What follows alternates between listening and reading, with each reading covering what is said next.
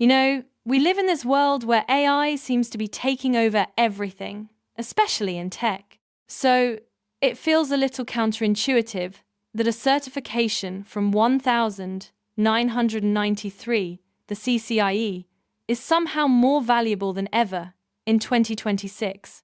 It's almost like a digital black belt. That's a perfect way to put it. It's become this gold standard precisely because of all that complexity. Let's look at why it's still the holy grail for networking.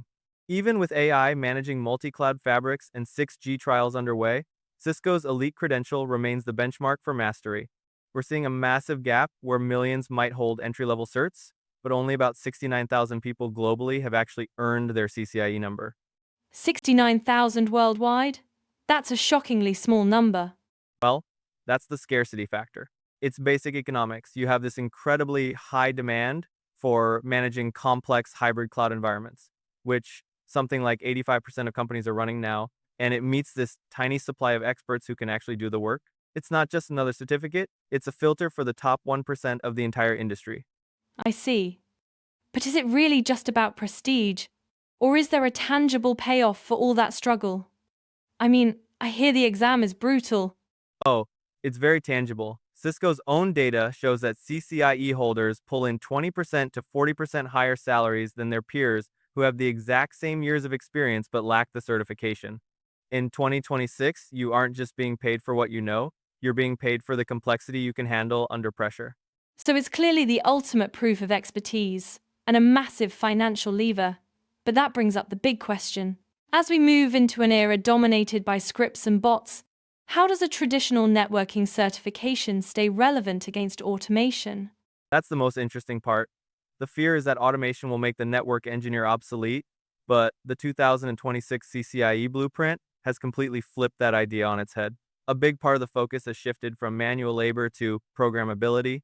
The latest exams aren't just about hardware. They require deep knowledge of Python, APIs, and SD-WAN to manage what we call intent-based networks. Right. So you're not physically plugging in cables anymore. Exactly, the old school command line days are fading. If you're a CCIE today, you're essentially a software-defined architect.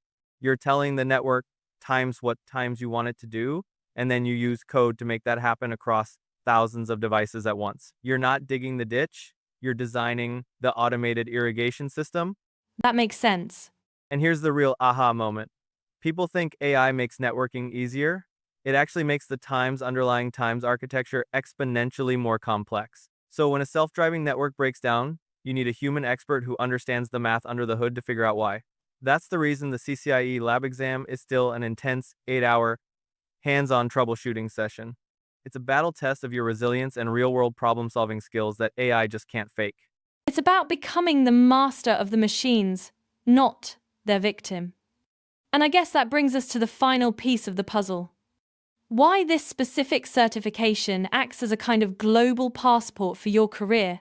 It's the ultimate door opener.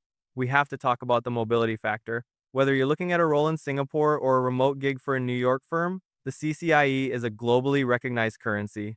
It effectively replaces a long resume because that CCIE number carries a verified level of trust that is respected in London, Dubai, or Silicon Valley, no questions asked.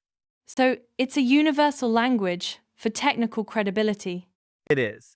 In a sea of 3.5 million cybersecurity vacancies and 250,000 people with entry-level certs, being one of the few CCIEs makes you what recruiters call a purple squirrel, that rare, almost mythical candidate that companies will actually fight over and even move across borders for.